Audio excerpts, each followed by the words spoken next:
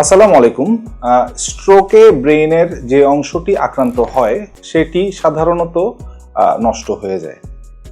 স্ট্রোকে ব্রেইনের যে অংশটি আক্রান্ত হয় সেখানে আসলে সাধারণত ব্লাড সার্কুলেশন কিছুক্ষণের জন্য বন্ধ থাকে এবং ওই জায়গাটায় যদি 30 থেকে 45 মিনিট যদি আসলে ব্লাড সার্কুলেশন বন্ধ থাকে তখন সেক্ষেত্রে এটি ইরিভার্সিবলি ড্যামেজড হয়ে যায়।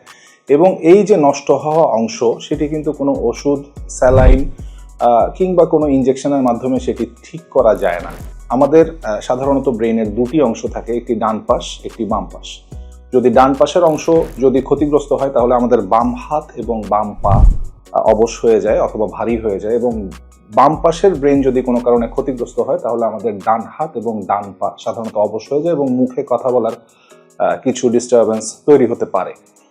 তো এই যে অংশটুকু যেটি নষ্ট হয়ে যাচ্ছে সেটি আসলে কোনো ওষুধের মাধ্যমে ঠিক করা যায় না, সেজন্য আমরা ওষুধের মাধ্যমে সাধারণত অবশটা ভালো করতে পারি না।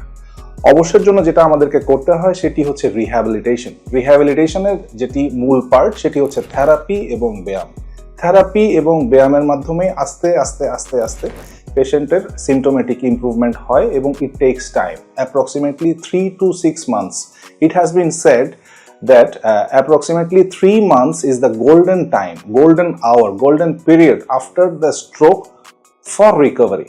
তাহলে এর পরের যেটা কোয়েরি পেশেন্টসদের অথবা পেশেন্টদের অ্যাটেন্ডেন্টদের যেটা কোয়েরি, ওষুধটা আমরা কেন দেই? ওষুধটা দেই মূলত two prevent the recurrence of stroke. আপনারা জানেন স্ট্রোক অনেকগুলো কারণে হয়। আমাদের টার্গেট থাকে ওষুধের মাধ্যমে পরবর্তীতে যাতে স্ট্রোক আর না হয় সেটি নিশ্চিত করা। সুতরাং একজন পেশেন্টের প্রেশার এটাকে কন্ট্রোল করা, ডায়াবেটিস কন্ট্রোল করা, রক্তে চর্বি কন্ট্রোল করা, হরমোন কন্ট্রোল করা, হার্টের অথবা কিডনির প্রবলেম থাকলে ওটাকে অ্যাড্রেস করা। এসবের মাধ্যমে আমরা মূলত পেশেন্টকে আমরা ট্রিটমেন্ট দিই। তার মানে থেরাপির যে উদ্দেশ্য সেটা হচ্ছে পেশেন্টের অবস্থাকে উন্নতি করা, থেরাপি এবং ব্যায়াম, এবং ওষুধের উদ্দেশ্য হচ্ছে to prevent the recurrence of further stroke. Thank you.